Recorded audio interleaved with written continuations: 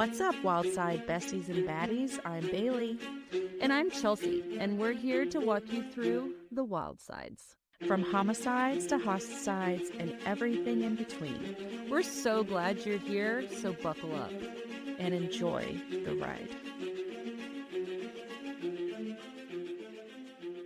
What's up, guys?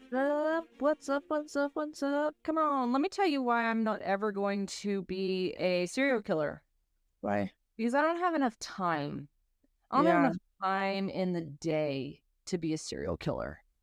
You and me both. I think Chelsea and I are barely just keeping our heads above water. We've actually had 2 different people reach out to us, which is really cool, wanting to be on our podcast, wanting to be interviewed about different things. And so we've been trying to line up interviews, and we're just so swamped, and we're like running out of gas, and it's only September. It really is. Well, and like one of the people that reached out to us was like, "Hey, I'm going to get my publisher to send you my book," right? And I'm like, "That's awesome.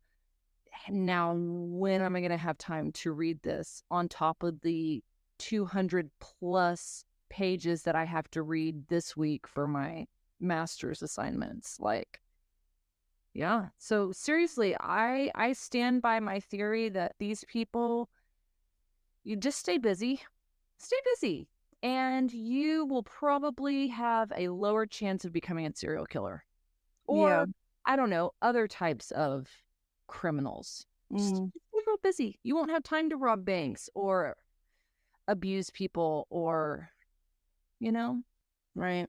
Yeah, it's wild. And so if you guys could, if y'all want to give Chelsea and me some pep in our step, some new reviews and comments and just some love, if you guys show us some love, we'd really appreciate it. Sure. And with that being said, you guys, it's interview week. Dun, dun, dun.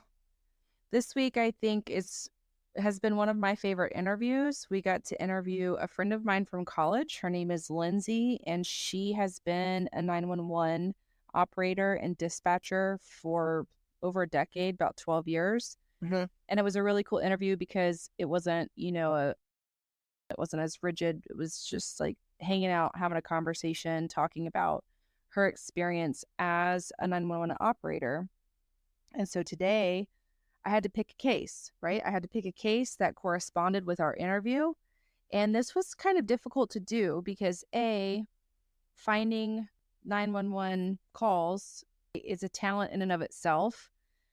And number 2, a lot of the 911 calls that are accessible, you don't know a whole lot about the story or the victim, so it wouldn't make for a good long deep dive like we do in our episodes.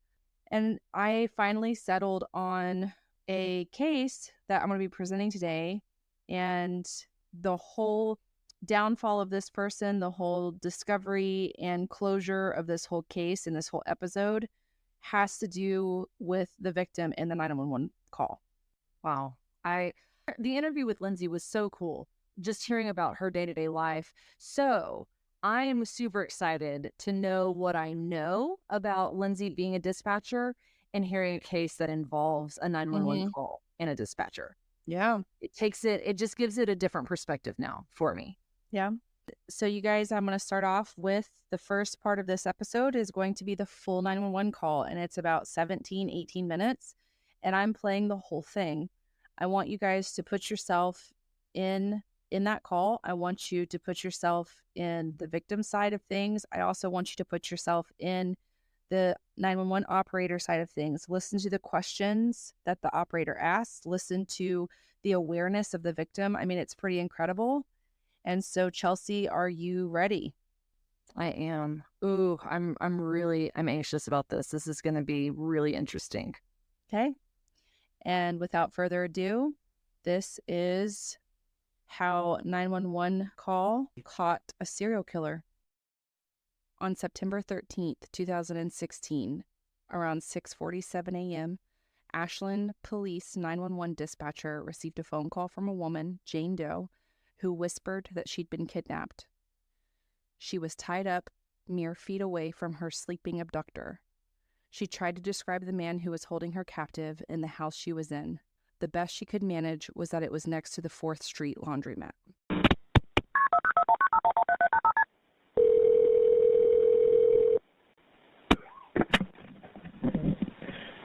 What is the address to your emergency?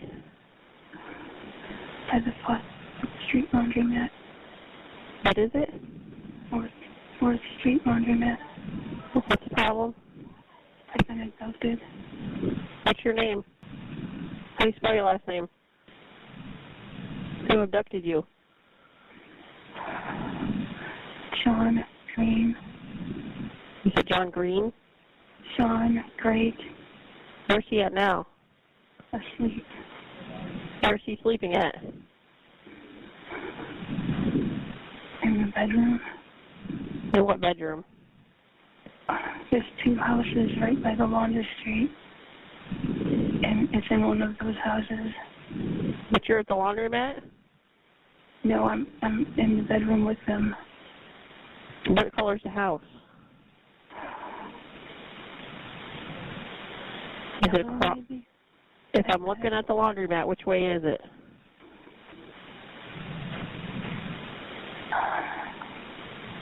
If you're looking in the laundromat, it's one on the left of the 2. You don't know what color the house is? Yellow. Please hurry. Does he have a car? No. Well, at least down the street. So what's your phone number you're calling me from? I don't know. And you think it's a yellow house? I think so, but it's on the left. Is it an apartment? No, it's a house. Okay, does he own the house? No, he broke into it. Does anybody actually live there? I think they've been abandoned. And his name is Shawn Grate? Yes. Like Grate? Yes. The victim, known only as Jane Doe, spoke as quietly as she could to avoid waking her abductor. The 911 operator is obtaining the name of the kidnapper, and Jane Doe says that it is a man by the name of Shawn Grate.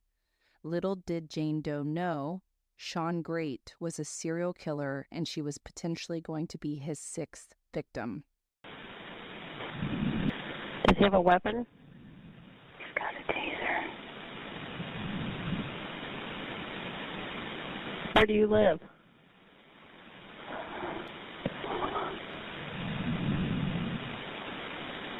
What does he look like? Is he a white male or a black male? White. Is he like 6 foot or is he shorter than that? He's like 6'1", 6'2". Do you know how much he weighs? Probably 175. Are you injured? A little. What color is his hair? Brown. Do you know what color his eyes are? What's he wearing? Nothing right now.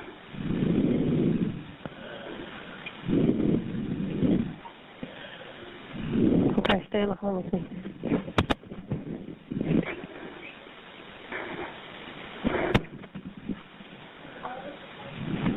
Stay on the line with me, okay?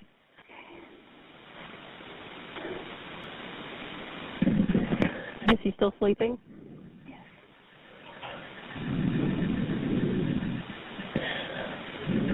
Where did he take you from? My apartment. I mean, I was walking with him. You were walking with him? Mm-hmm. Where were you walking to? I'd known him for like a month and a half. The 38-year-old Jane Doe first met Shawn Grate earlier that summer at the Ashland Salvation Army Ray and Joan Kroc Corps Community Center. They struck up a friendship where they would go on walks, eat lunch, discuss the Bible, and occasionally play tennis together at Brookside Park in Ashland. Jane Doe really viewed Grate as something of an older brother, so when Grate attempted to sexually engage her, she refused. She did not believe in premarital sex. She even refused to exchange numbers with him, and he said he understood. Grate had been to her apartment, but she had never let him in. She had strong boundaries and would not allow men into her apartment. So one day on September 11th, 2016, Shawn Grate persuaded Jane Doe to walk with him to a location where he said he had some clothes at his place from his mother and sister to give to her. Jane Doe agreed and met him at 363 Covert Court in Ashland.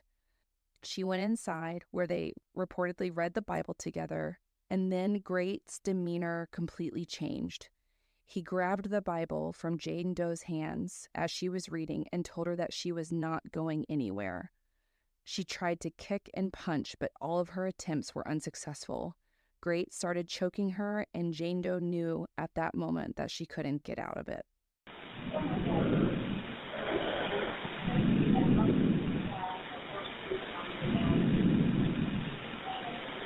Is there any way you can get out of the building? I don't know without waking him, and I'm scared.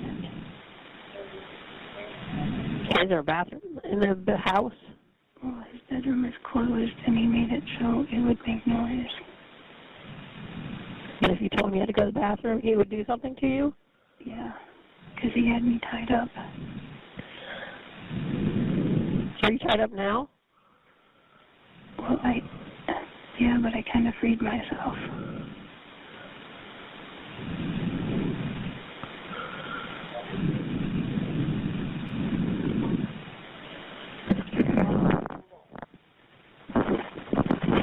Is he in the same room with you? Yes, Is it his phone you have? yes. Are they on the way? Yeah, we have officers we're sending. Please send enough. Okay, if you're worried, you don't have to talk. You can just set the phone down, okay? I just need to hear if the officers find you or not. Are you upstairs or are you downstairs? We're downstairs. There's a door. There's a side door on the right of the left house, and that's where we enter. Immediately there's a kitchen right there, and then the bedroom is right off from the kitchen.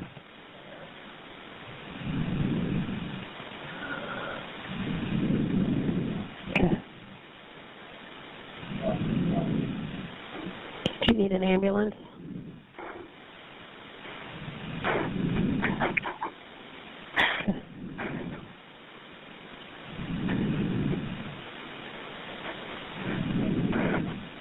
Are you bleeding from anywhere? Not anymore. Where were you bleeding from?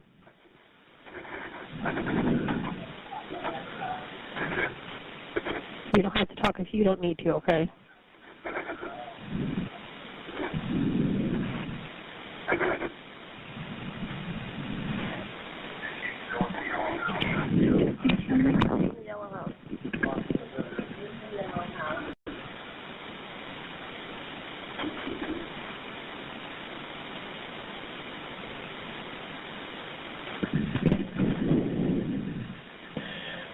Do you know where he lives? No. Oh, shit. Oh, shit. I woke him up. Just set the phone down.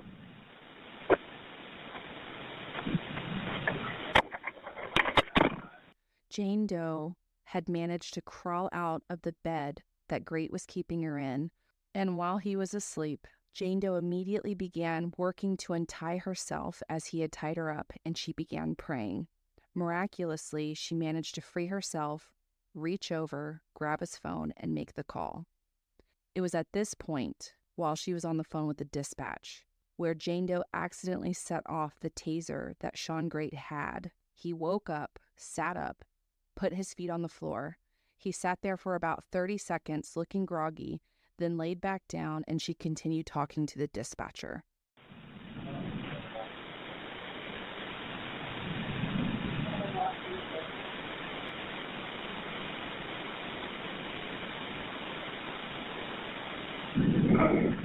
Are you still there?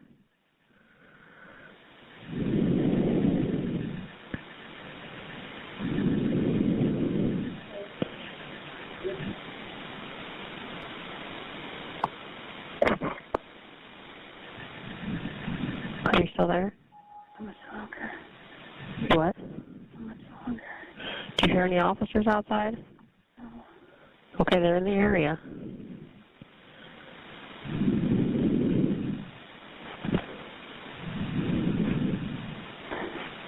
See if they can come in the side doors, slow, like, softly. Is there a padlock on the bedroom door, or is it just a regular lock? No, I don't even know if it's locked. It doesn't have a knob, so Can you get up and see if you can get out? I'm afraid of waking him. If I knew the cops were right there, I would do it. I don't even know if it's open, how it's open. Is there a window around there you can look out? Yeah, but the floor squeaks and it's right by his head. Are you laying down? No, I'm standing right by the bedroom door. And you can't open it? What? Can you open it? I'm afraid without making noise. Is the door to the house open? I don't know, probably, maybe.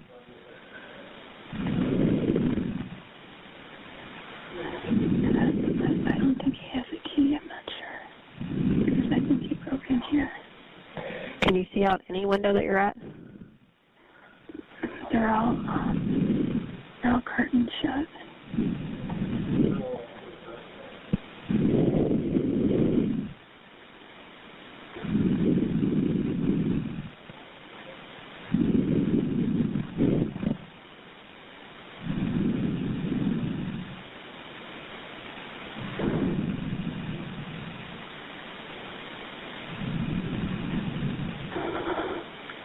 What's that? What's that noise? I don't hear anything.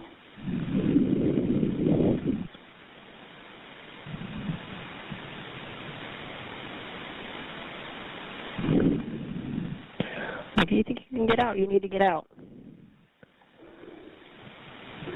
Not unless they were right here. He would hear me, catch me, and he's strong.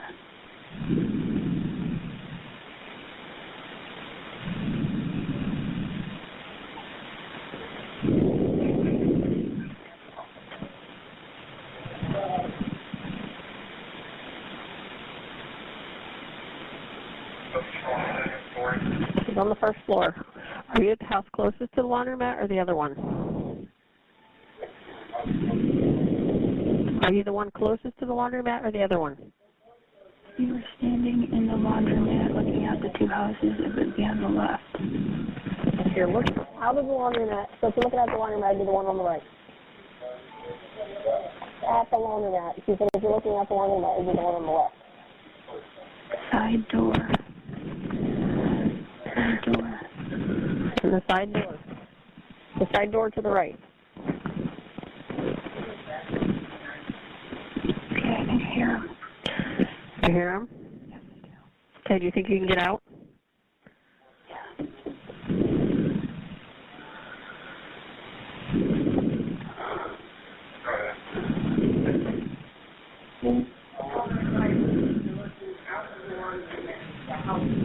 Are you out of the bedroom?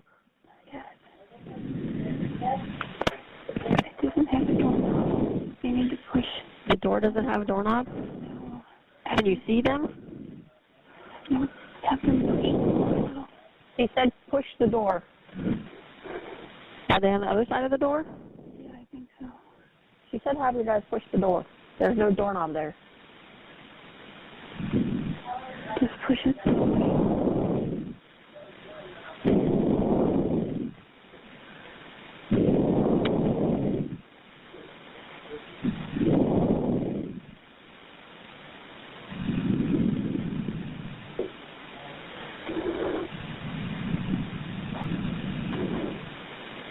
Where'd they go? Can you get out of the bedroom? And the door is doesn't have a knob.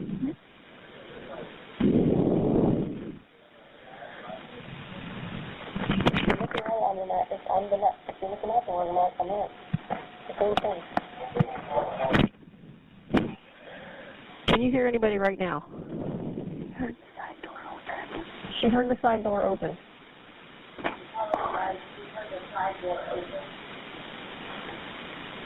Where'd they go?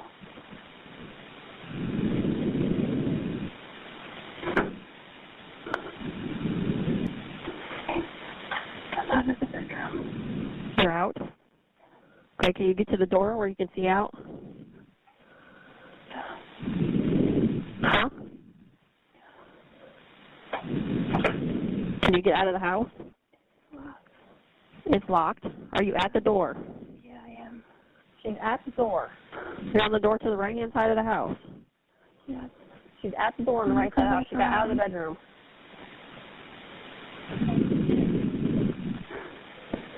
Is there a window there?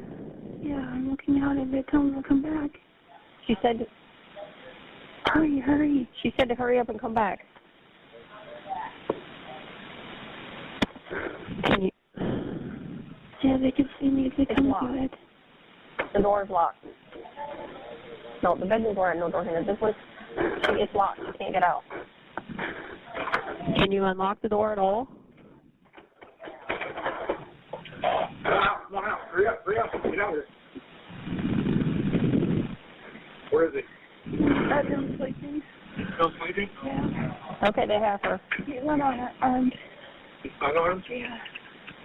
All right. You need to go. Stay back.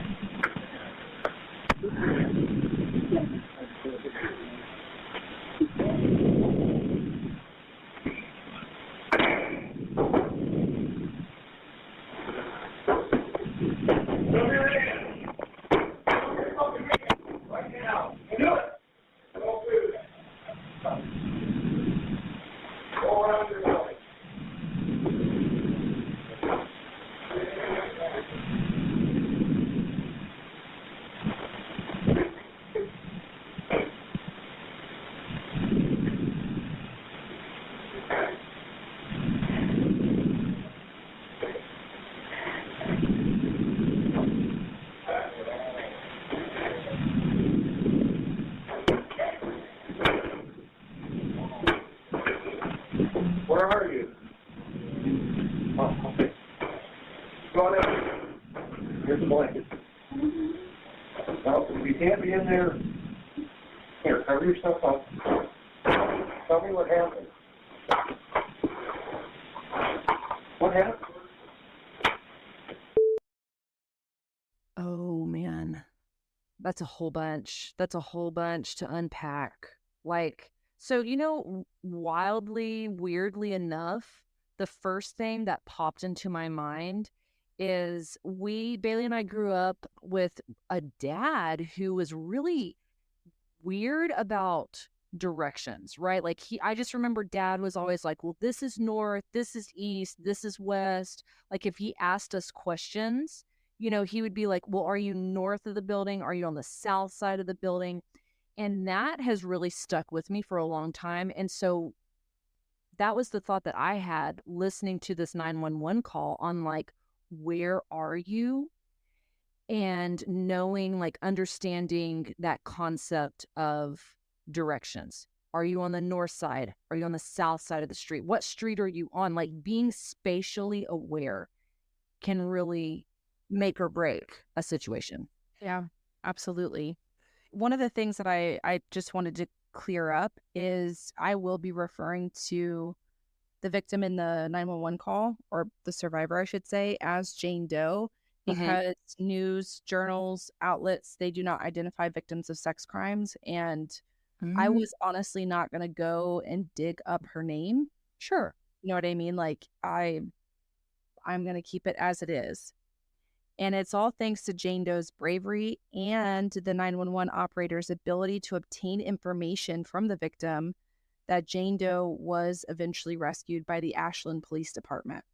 Where is Ashland, Bailey? It's in Ohio, northern Ohio. Mm-hmm. Ohio, y'all crazy. What? Ohio, y'all all right? I feel like we have a lot of things going on in and out of Ohio. Mm-hmm. But we do have a lot of love from Ohio. We have a lot of listeners in Ohio. Well, that's probably why. Because they probably are like, yeah, I know about this stuff. I know all about this. When Jane Doe was rescued, she shared with authorities the extent of the nightmare that she endured at the hands of Shawn Grate. She had arrived at the home on Sunday, September 11th, and was not rescued until Tuesday, September 13th. Okay. During her captivity, Jane Doe was horrifically abused and assaulted. 2 days later, Jane Doe was rescued. She had arrived at the home on Sunday, September 11th, and was not rescued until Tuesday, September 13th. Okay. During her captivity, Jane Doe was horrifically abused and assaulted. 2 days Grate proceeded to bind her in various, quote, weird positions or to the bed. And at one point, Grate put a restraint around her neck and told her she would strangle herself if she tried to move. She would later go on to testify that Grate assaulted her in, quote, every way imaginable. A traumatized and terrified Jane Doe, once she was rescued by Ashland Police Department, was taken to the University Hospital's Samaritan Medical Center, where she underwent an even more intrusive forensic examination. Jane Doe had vaginal injuries as well as a head injury and bruising throughout her entire body. During the examination, the nurse there, Lisa Riley, found that Shawn Grate had shaven a heart into Jane Doe's pubic hair. Shaven a heart? A heart.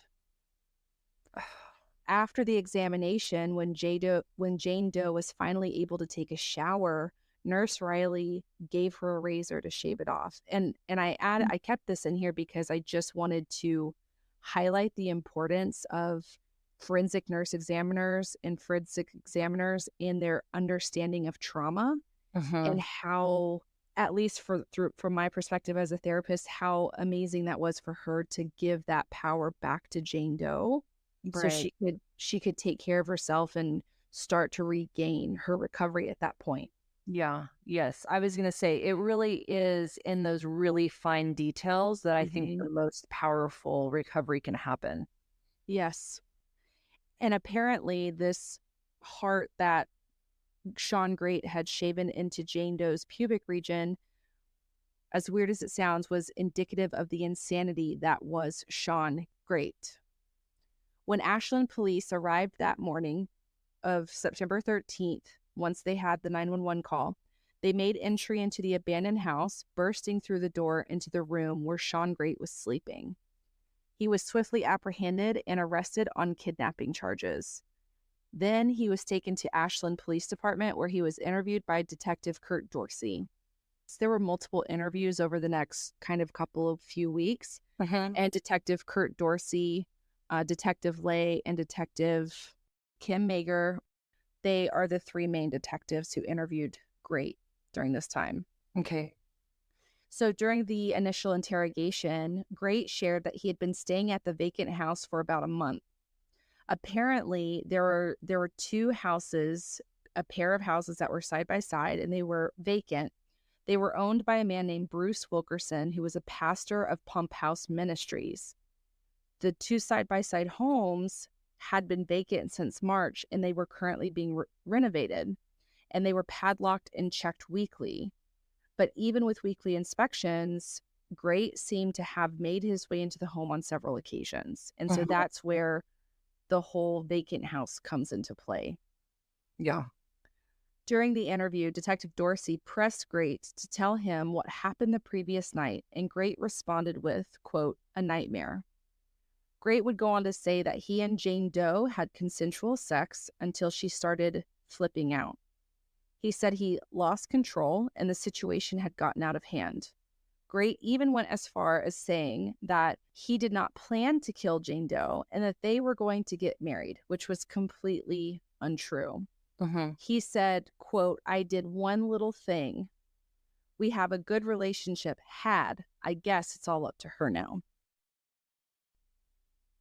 What in the middle school boy dialogue am I listening to right now? Like, this literally sounds like every single middle schooler that you're like, why did you just throw that pencil? And it was like, so, like, it wasn't me, and she wanted me to throw the pencil at her. You know what I mean? Like, I feel like it just kind of gives you, how old is this dude? By this time, I think he's 40. Oh, okay. Yeah, and that is going to be a theme throughout this whole episode. Like, anytime that Shawn Grate opens his mouth, it is not to take accountability at all. Okay. Your favorite? My favorite. And I really didn't want to spend a lot of time on Shawn Grate, but I think the reason I added this background in here was so we could see the progression of the predatory and violent behaviors. Okay. Shawn Michael Grate He was born on August 8th, 1976 in Marion, Ohio to Terry Grate and Teresa McFarland, and he had one younger sibling. He had a pretty normal early childhood where he was social and seemed pretty normal, but that started to shift pretty quickly, and he began having problems in school. Mm-hmm. He was held back in kindergarten and first grade, which corresponds with his parents' divorce when he was 6. Okay. By the time he was 11, his mother actually left the kids and moved to Kentucky with another man. And all reports point to this being a major, major turning point for Grate, because here he began to harbor some really deep resentment towards his mom and started to begin to have violent thoughts and homicidal thoughts and tendencies towards his mother. Mm-hmm. Mm-hmm. During his high school years at River Valley High School, he played baseball until he had an arm injury, which led to surgery when a tumor was discovered, and he never went back to softball. To baseball? Baseball. Yeah, sorry. Grate's problems really began here. He began struggling with his mental health, where there seemed to be some depression at the very, very least. Yeah. Up until this point, Grate was described as a well-liked, charming man or teenager, and always had a smile on his face. Yeah. I don't know, Bailey. To me, I really have been thinking a lot about this idea of community, right? And how it really is, even if you're an introverted person, which I'm not saying that he was or he wasn't, but it just seems to me that community is a vital role in mental healthiness, if that's a word. Like, I just really believe that it's very, very important, especially for teenagers and adolescents, to have a good group, have a good community. Yeah, have a tribe. Mm-hmm. Like I said, up until this point, he was well-liked. There were even reports that he was very popular with the girls. He was charming, always had a smile on his face, but inside he was very angry, very jealous, very insecure. And this is where he chose to start going down a very dark and violent path. Mm-hmm. When Shawn was 18, he was arrested for assaulting his girlfriend.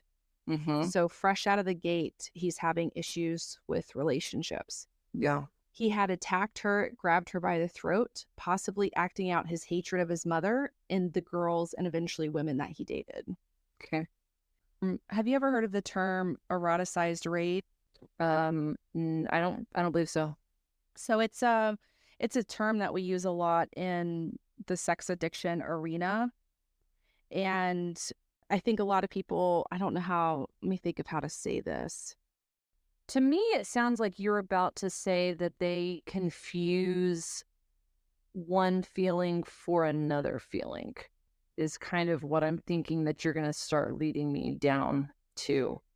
Yeah, but it's not necessarily confusion. It's more like a detour. So Okay. you're not taking out the anger and rage at the person Mm-hmm. that you should be taking that out with, or having to resolve whatever rage and resentment you might have towards them. Okay. Instead, you're avoiding that and you're taking it out in a sideways way. Okay. But is it related to arousal, things like that? Mm-hmm. So somebody you're physically intimate with. Typically, like an example could be a little boy who regularly received really significant spankings, like bare bottom naked spankings from his mom, might unconsciously at some point incorporate physical pain and emotional humiliation into his kind of arousal template, his sexual arousal template with partners later on. Okay. Right? Yeah, that's kind of what I was wondering, if it's like you're experiencing the sensations of an arousal, but for some reason it triggers feelings of anger, resentment, rage. Yeah, you're just not taking it out on the person. And I think that's the word that I think a lot of people hear in terms of the the Ted Bundys and the Ed Kempers and the Ed Geins Oh, with the yeah, mom yeah. issues and taking them out on the women when Gotcha. it's really an issue with mom, Gotcha. a sexual-based issue, Okay. And right? so for a lot of these women or men, whoever your partner is, they are just unfortunately the bystander of Yes. all of this a lot of times. Mm-hmm. Yeah. And I just bring that up because it is going to be brought up a little bit later on when we get to the trial. Okay. And at this point in life, right, he's 18, he already assaulted a girlfriend, and Grate's criminal behaviors not only just continued from this point, but it began to escalate. When he was 20 years old, he and a juvenile offender were both arrested for felony burglary in 1996, but he ended up serving only 7 months of a 4-year sentence. A few years after the assault of his girlfriend, when Grate was 23, he broke into the home and choked his then 17-year-old pregnant girlfriend. Oh, Just 8 months after this assault, he broke into her home again, hid underneath her couch with a butcher knife, and waited until she got home. When she got home, he ended up holding her and her sister at knife point. But luckily, the two girls managed to escape unharmed. But when they went to the police and told the police what had happened, they said that Grate had warned them, if anybody comes to the door, there will not be anyone here to answer it, so you better hope that no one knocks at that door. So not only is he violent, but he's unpredictable, right? well, it's kind of, I guess it's interesting to me that expansion of boundary violation, if you will, right? So it starts with assault with a consensual girlfriend, and then you're tacking on burglary, and now you're tacking on assault and breaking and entering, and then you're tacking on night. You know what I mean? Like you're just watching this thing, and it's easy to do, right? From the 2020, the hindsight perspective, it's easy to do from the hindsight perspective, but man, it's so creepy to listen to this progression. Mm-hmm. And this incident was one of the only incidents where he would serve substantial prison time. This led to a felony charge in the revocation of his parole from the earlier burglary charge that he got when he was a little bit younger. So he returned to prison to serve out the remainder of his 4-year sentence at that point. You know, I was taking a political quiz the other day, and I'm not going to talk about politics, but I got onto this whole thing about we probably should research what political party do we actually belong to. Like a lot of us think we know, but you need to kind of dig into that. And one of the questions in this questionnaire by Pew Research Center was, do you think that prison sentences are, adequate, not adequate enough, or too lengthy, right?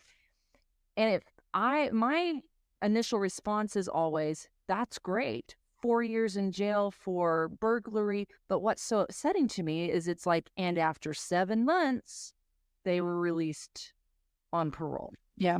You know what I mean? So I feel like the intention is really good, right? So it's like you get 20 years or 18 months or whatever it is. But how often are we seeing that these criminals are given, and I am going to call them criminals, are given a lighter sentence or a parole option, and they go back and reoffend? Very frustrating.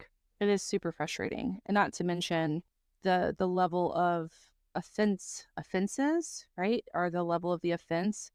We see, and I don't want to get on a soapbox, but, somebody who has too much weed on their person can be in prison for 15 years. And then you have people like Shawn Grate who assault woman after woman or girl after girl. Yeah, violent offenders. And they get 7 months, right?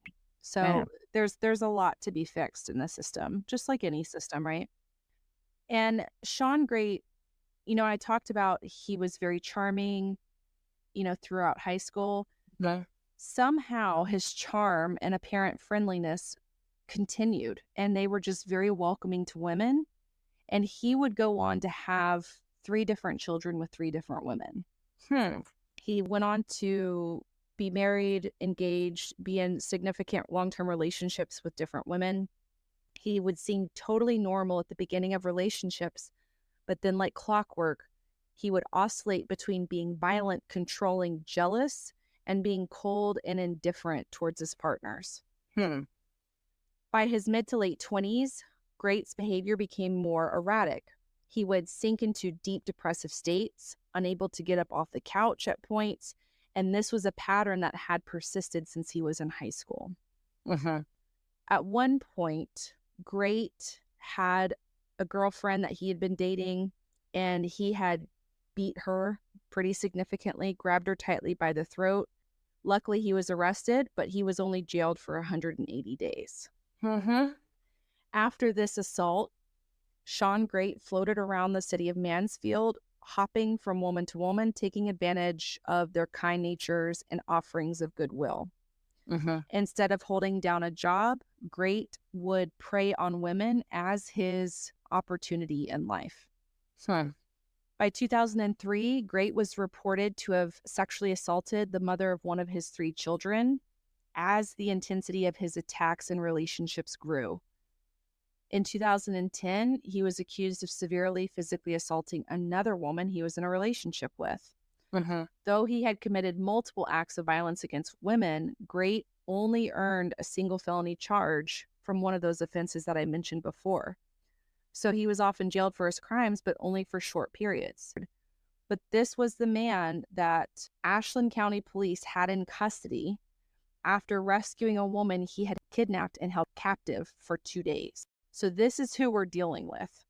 Well, and what's so sticky in my mind listening to this is it's, the fact that these started, they began as consensual, it sounds like consensual relationships, quote unquote, committed relationships. And then he would open up the Pandora box that he was. I see what you're saying. Okay, yeah. Now, this 911 call by Jane Doe would be the first domino to fall in a horrific chain of events and what police would learn. While Shawn Grate was in custody and being interrogated, Ashland Police and State Bureau of Criminal Investigation set up a perimeter and began searching the 2 house properties at 363 and 365 Covert Court. Investigators brought K-9 units to the house, removed several pieces of evidence, including boxes that appeared to be firearms, and it was here where investigators would discover 2 bodies in the house of 363 Covert Court. Ashland County Coroner Dale Tomei said that he had not been given access to the scene and would not be permitted to inspect and identify the remains until after BCI finished processing the scene. After the scene was processed, the bodies were recovered. Medical examiners were able to identify the identities of the 2 bodies in the house. One of them was 43-year-old Stacy Hicks Stanley. So she goes by Hicks and Stanley, so I refer to her as Stacy Stanley throughout the episode. And 29-year-old Elizabeth Griffith. And they were identified on September 14th as the bodies found in the abandoned home. Stacy Stanley had been reported missing from her home in Greenwich, Huron County, as she had not been seen or heard from since September 8th of that year. So a few days before, about a week before. Okay. Stacy's sister, Gina, had told the Mansfield News Journal that Stacy had been missing since September 8th and claimed that police initially had not taken her disappearance seriously. It was said that she had fallen kind of on hard times. She was kind of down on her luck. I don't know exactly what that means, but that was open to interpretation. Okay. Gina said that her sister Stacy had last been seen at an Ashland gas station where she had unfortunately gotten a flat tire. This BP gas station was only a few blocks from the house where her body was recovered. Elizabeth Griffith was struggling with some pretty significant mental health issues and was reported missing a month earlier. I don't know how to pronounce this, you guys, I'm so sorry. The Cuyahoga County Medical Examiner's Office performed the autopsy on the 2 women. Stacy was found in the basement of the vacant home wearing a long-sleeve blue patterned shirt, blue camisole tank top, black-green bra, denim skirt, black boots, socks, and a black belt. A white knit scarf was wrapped around her neck multiple times, which covers a black studded leather collar with a buckle that was also wrapped around her neck. Elizabeth Griffith's body was found under a pile of clothes in the closet of the house. She had been murdered on August 16th and then left in an upstairs closet. She was found naked with her wrists and ankles tied together. Her hands were tied behind her back with red and white striped fabric. A black fabric shirt was wrapped around her right ankle and extended upward behind her around her neck. A pair of black pants were wrapped around her right ankle. And so it was clear from the position of the bodies and how they were found that both of them were suffocated and strangled, which was his MO since he was 18. Right. Yeah. While in custody, Grate was initially hesitant to give any information to police, oftentimes clamming up and being incoherent in his answers. Mm-hmm. However, under persistent questioning, he began to confess. What he would say would go on to shock everyone. Detective Lay and Detective Kim Mager with the Ashland Police Department were interrogating Grate about the bodies found in the house. What investigators would find out is that Grate had spotted Stacy with her flat tire at that BP, remember, because she had gotten a flat tire? Yep. He stopped and offered to help change her flat tire. Grate then lured her back to the house where he sexually assaulted her and violently strangled her to death. Grate said he met Elizabeth at the Croc Center where they became friends and they would hang out and play games. Now, this is really disturbing on a different level. Grate confessed that, like with Stacy, he lured Elizabeth to the vacant home and then would go on to say that because she was struggling with her mental health issues, she was crying, having a really hard time kind of emotionally regulating, he began to choke her to help her see her desire to live. He said that she eventually did not cry out her desire to live, so he continued strangling her until he killed her. Oh, so it was her fault that she didn't have the desire to live? He would go on to say, all I wanted to do was show Elizabeth that she wanted to live. I'd say, give me a hug. We're all in this together. I'd choke her until she wanted to live, and she just didn't. Okay. Was his cousin the person who invented the rebirthing? I mean, yeah.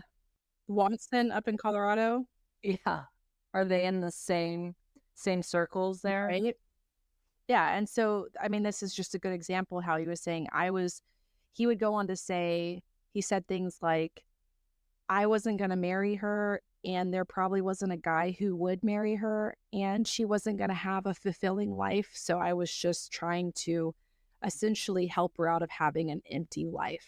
Okay, so he's like a modern day Robin Hood. He's just saving everybody, right? Mm-hmm. He's leveling that playing field. That's very kind of him. Mm-hmm. Thank you, sir, for your social services. Grate would prey on vulnerable women. Elizabeth, who struggled with mental health issues. Stacy, who was stuck at a gas station with a flat tire. He sexually abused them, tortured them, and most of the victims, you come to find out, he would not only kidnap them, sexually abuse them, and torture them, but he would do it for hours and sometimes days before killing them. Do we ever have, abusers or serial killers or anything like that go after, like, not easy prey? You know what I mean? Do we have any of those? Because they all seem to always go after the easiest, like the vulnerabilities. Like, do we have any that are just like, I am going after? I don't know. Off the top of my head, I can't think of any right now, because I think most of these serial killers are opportunistic. Mm-hmm. But I don't know. Something to look into. Over the course of detectives' interview with Grate, he ended up confessing to another murder. So we started off with the phone call from the 911 with the victim, and they found 2 bodies in the abandoned house. And while he's being interviewed, he says, by the way, there's another victim that nobody knew about. So 2 confirmed, 1 that he says is giving them information about, and then a 4th that would have been a potential victim. Yes. Okay. And this victim, this third deceased victim, was 29-year-old Candace Cunningham. Shawn Grate and Candace had actually dated for a while before she too was strangled to death by Grate in June of 2016. Candace had lived with Shawn in Mansfield before her disappearance, but at the time, police had not been able to solve it. They didn't have any leads on where she was. Mm-hmm. Grate claimed that the two had been seeing each other for about 7 months, but Candace was apparently violent and suicidal. He was like, I took her to the psych ward for a week at one time. You know, she was always a threat to herself.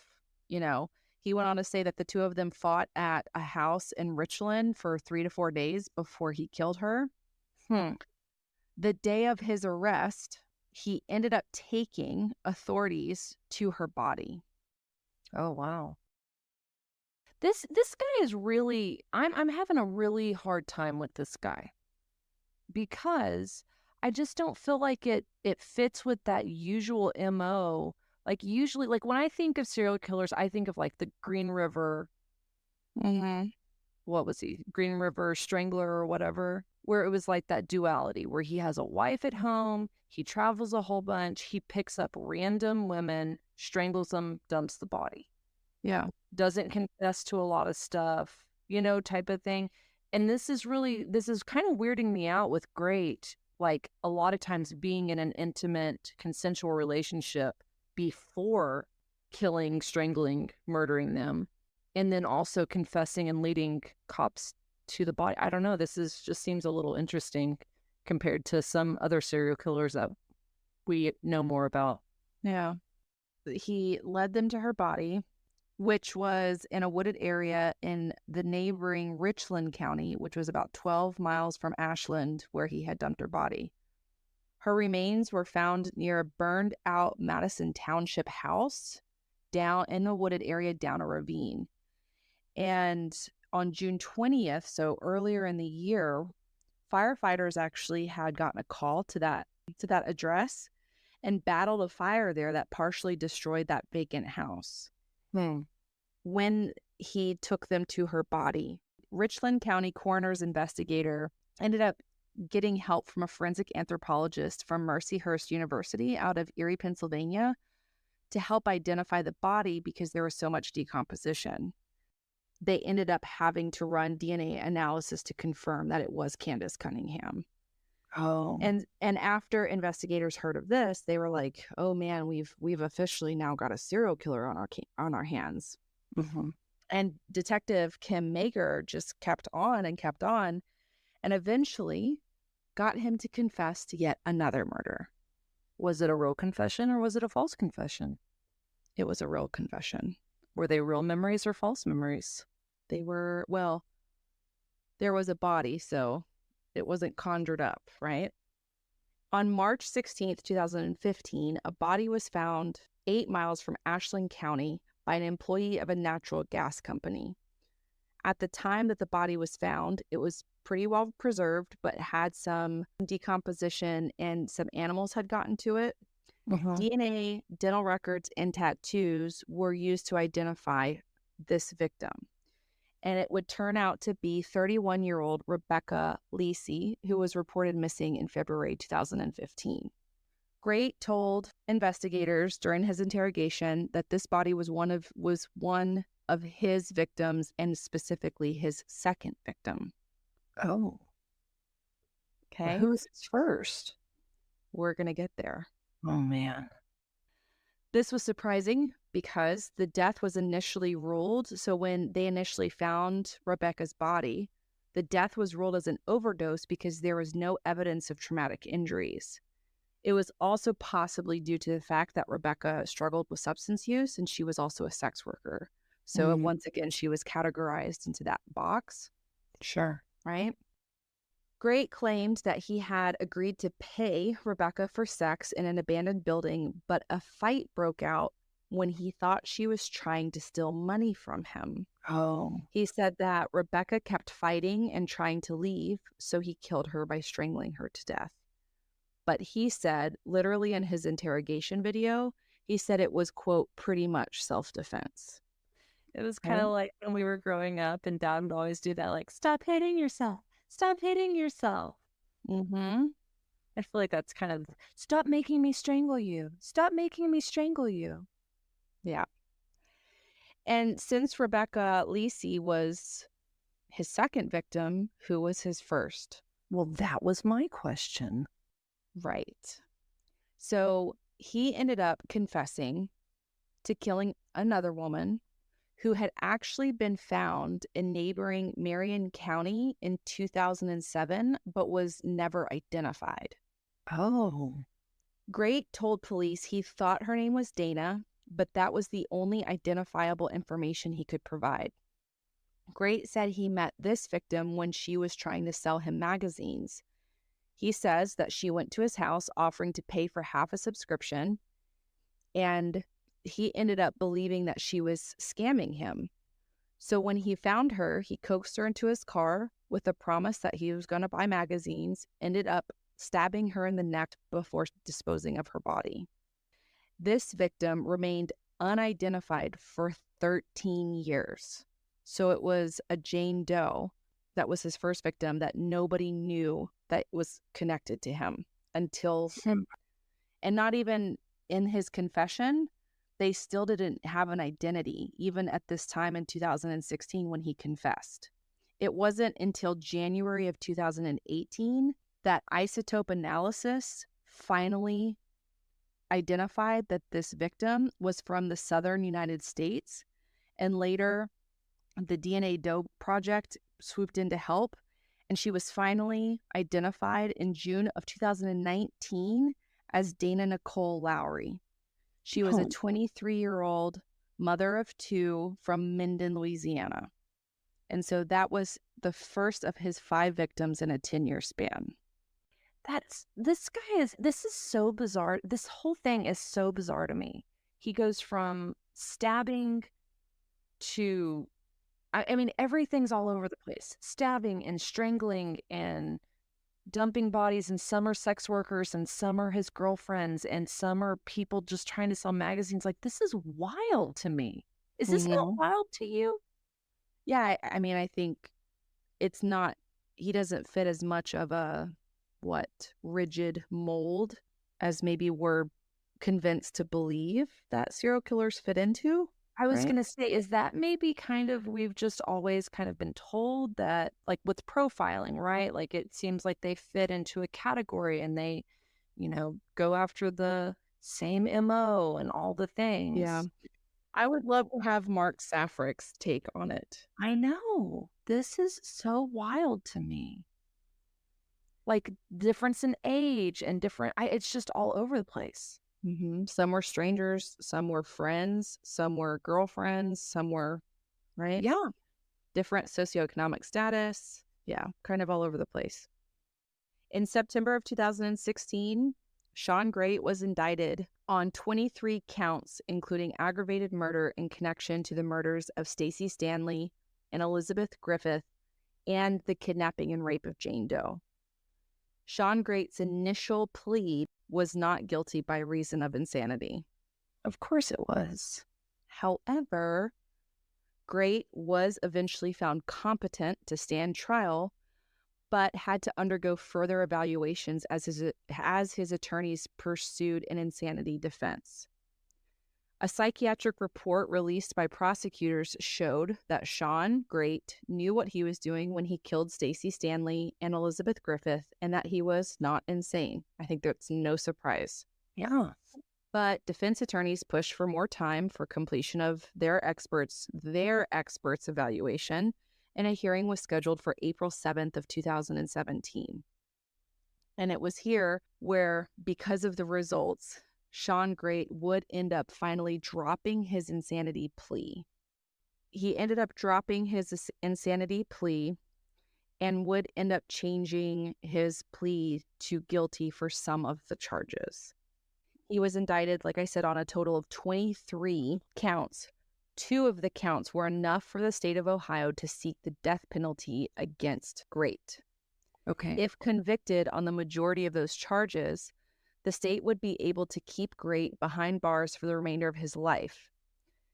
Like I said, he ended up pleading guilty to 15 counts, including rape and abuse of a corpse, but not to aggravated murder and kidnapping. So even in his, legal process, he is still not taking any form of accountability, right? Right. The trial that followed was painful and really horrific for pretty much everybody involved. Victims' families had to sit through evidence that reminded them of the painful ways that their loved ones had died. There were videos that Grate had made raping a victim that was shown to the court. It was very disturbing. So, childhood pictures of the victims.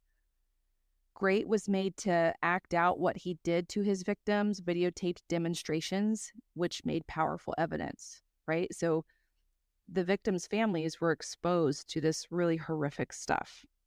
And now he did plead guilty. He did plead guilty to rape or did not? Yes, he did. Okay. I was going to say, how could he plead not guilty to rape if he then has videos? Okay, so that makes sense. Yeah. He didn't plead guilty to the murders of them. Yeah. Dr. John Fabian, a clinical psychologist, testified during the trial and diagnosed Grate with a whole slew of issues: long-term mild depressive condition, bipolar and related disorders, ADHD, a language-based learning disorder, a neurocognizance disorder, and a personality disorder. Okay. Dr. Fabian linked Grate's feelings of misery toward his mother and his fantasy of murdering her with similar feelings that caused him to murder Elizabeth and Stacy, and likely also his other victims. But the trial in September, now we're in April of 2017. This was just for Elizabeth and Stacy. Okay. For the two victims they found in the house. On kind of just a side note, and this is speaking to kind of your bewilderment on this guy, Chelsea, a Dr. Catherine Coleman, who is a forensic psychologist, has spoken to Grate's mentality and behaviors, believing that he has antisocial personality disorder, which is kind of that's when people think of psychopaths, right?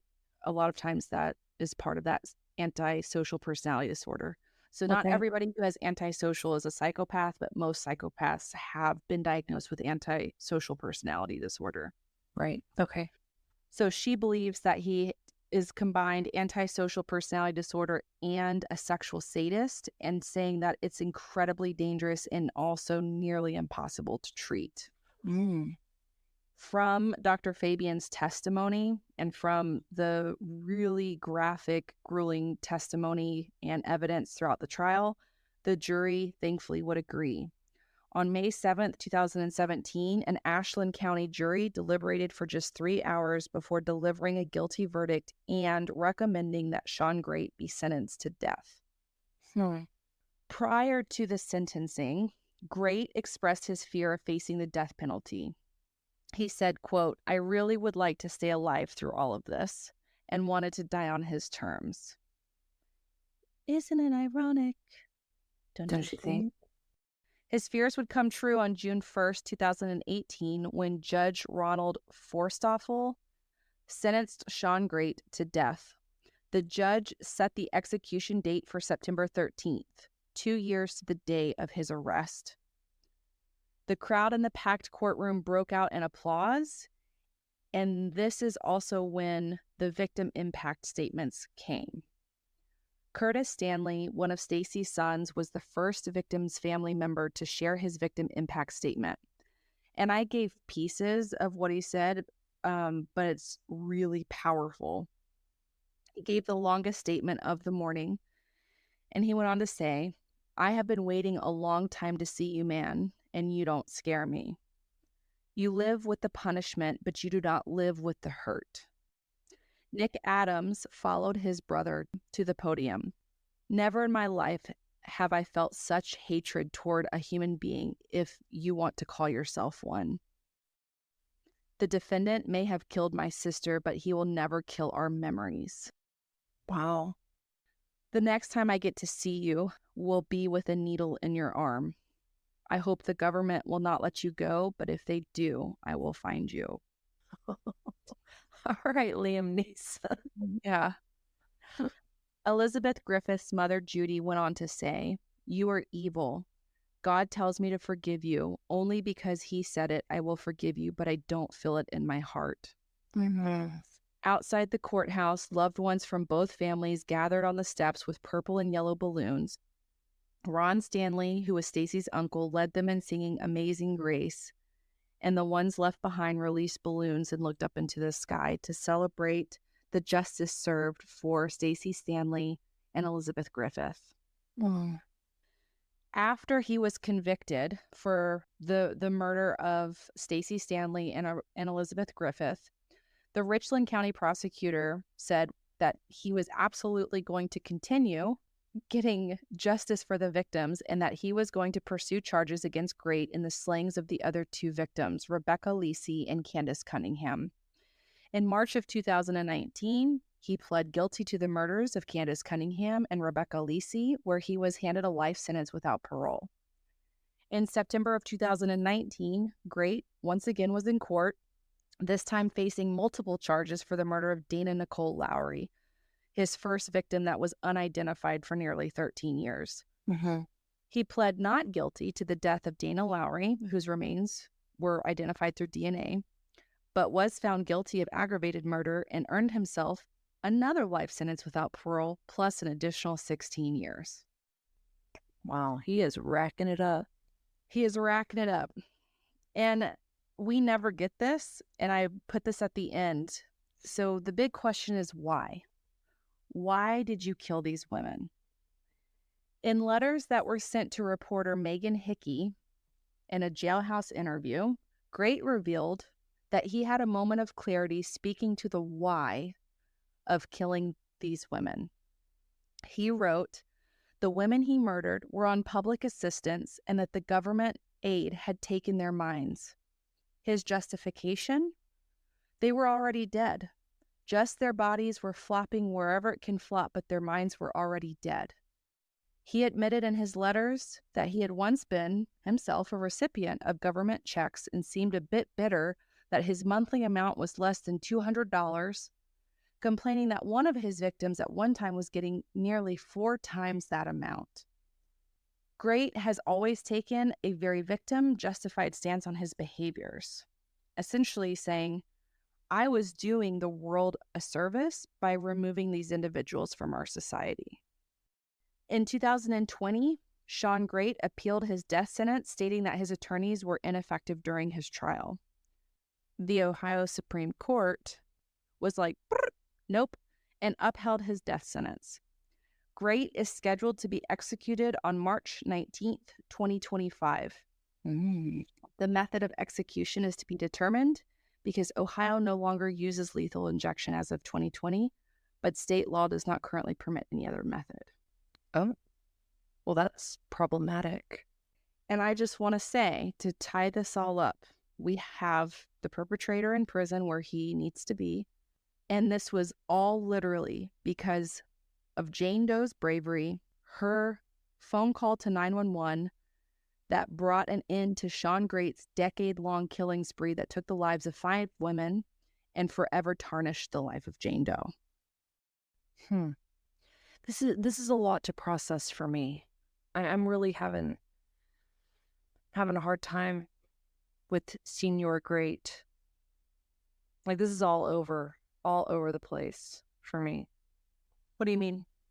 Well, okay, so my first thought was, if all of this was stemming from his hatred, resentment towards his mother, part of me is like, why don't you just go and kill your mother? Not that he should, or we want him to. Right. No. But just kind of this thought process of like, why is it, instead of being directed at his mother, why is it directed to other women, you know? And then it also makes me wonder, like, the parallels with Kemper. You know, once Kemper did finally kill his mother, is that what prompted him to turn himself in? because in Kemper's, I think it really was truly directed at his mom. But it sounds to me like this great dude, it's like, yeah, it's all my mom and she abandoned me and all this stuff. But then in his confession, it was like, no, it was actually, the societal welfare, injustice, bullcrap. You know what I mean? Even though he was homeless and on Oh, government assistance himself for many years. yeah. Yes. And he was in and out of jail and prison, which is also, a form of assistance if you think about it. It If is. you want to split hairs, Mr. Grate. Right. And that's kind of what I mean, I guess, in a weird comparison of perpetrators like Ed Kemper, who it really does seem to kind of fit neatly in this box, right? Like, I really do think it was all directed at his mom. And then again, because he did turn himself in after he killed his mom. I think it was like once that finally had been done, it was like In Pueblo, Colorado, I'm pretty sure. yeah, in Pueblo, Colorado. Like, he went on the run and then was just like, you know what? No. But I mean, this guy, again, it's all over the place. And the confession almost made it more confusing for me. Mm-hmm. Yeah. And in the wise words of Forrest Gump, and that's all I've got to say about that. Yeah.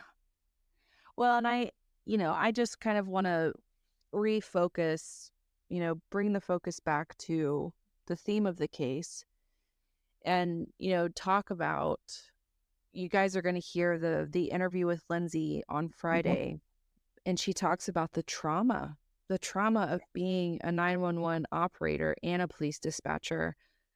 And can you imagine getting a phone call like that? Like, just sitting through and listening to that 17-minute 911 call, like my stomach was in knots. You know what I mean? Well, and I thought it was really interesting how, because I feel like I would not intuitively have gone about the way the 911 caller was speaking to her, in that she was very direct, right? Like, so it's like, I can't hear you. Can you get out? Can you see a window? You know what I mean? Like, it almost seemed almost too direct or too harsh. And that's not a criticism. I'm saying I'm so thankful that they are trained, because I think it probably instilled more courage in Jane Doe during that phone call to have somebody who was like, where are you? Can you get here? Can you open that door? Yeah. It's not like my yoga sessions where it's like, and if it feels okay, maybe we bend a little bit more into this position. Maybe not. Just do whatever you feel like doing. And that's one of the things that Lindsay says in the interview is, just answer our questions. We're not there to frustrate you. We're not there to make you feel bad. We have to get this data from you, regardless of the trauma that you've been through, because we are trying to, send officers to your location to rescue you. I need as much information from you right now. Yeah. And I, catch myself being like, it's okay, take a deep breath, because I'm a therapist, right? And I don't know if I could cross over into the world of being a 911 caller and just being like, nope, this is what you're going to do. This is what we're doing, just like you said, being assertive, not aggressive, but being assertive, being very Right. directive. Yes.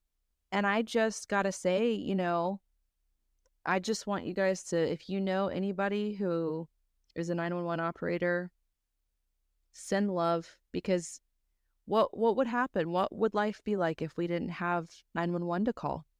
What would have happened to Jane Doe if we didn't have 911? Wow. Right? Yeah.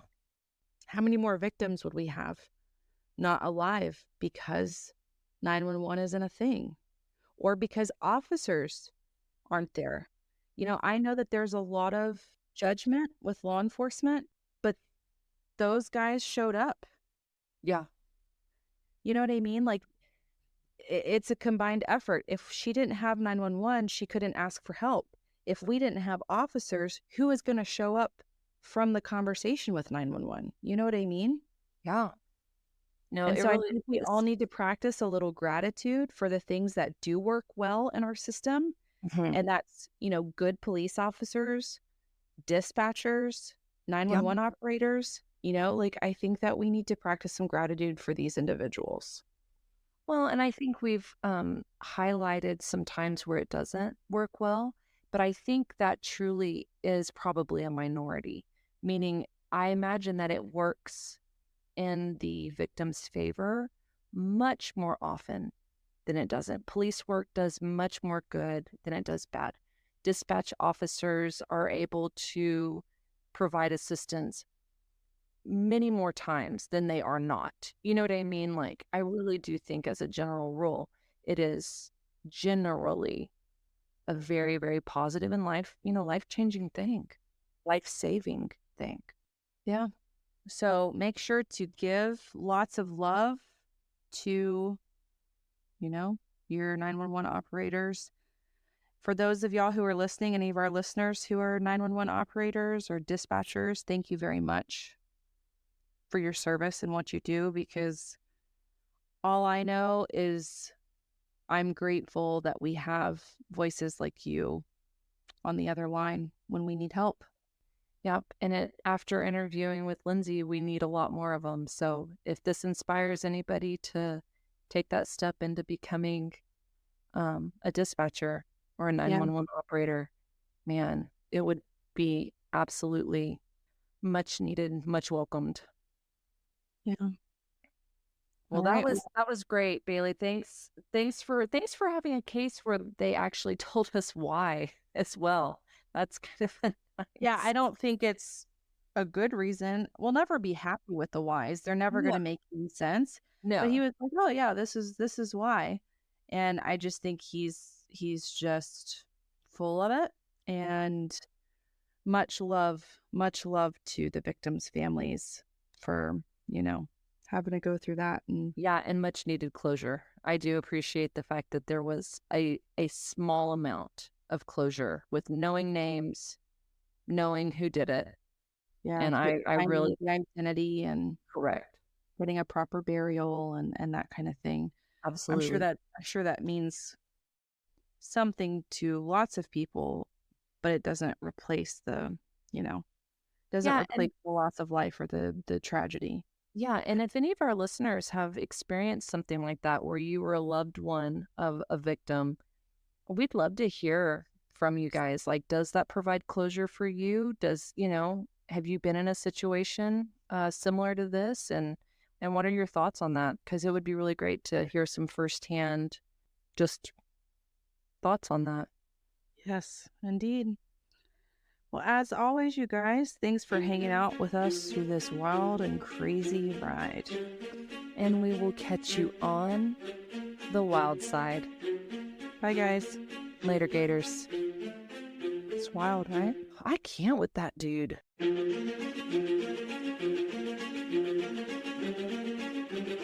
Hey, Wildside Tribe, don't forget to follow us on Instagram and Facebook at Wildside Podcast. Make sure to tune in on Wildside Wednesdays. New episodes will drop each Wednesday at 6 a.m. Eastern Standard Time. We would love to hear from you, so if you have a wild case recommendation, email us at wildsidepodcast@gmail.com. That's wildside with a C.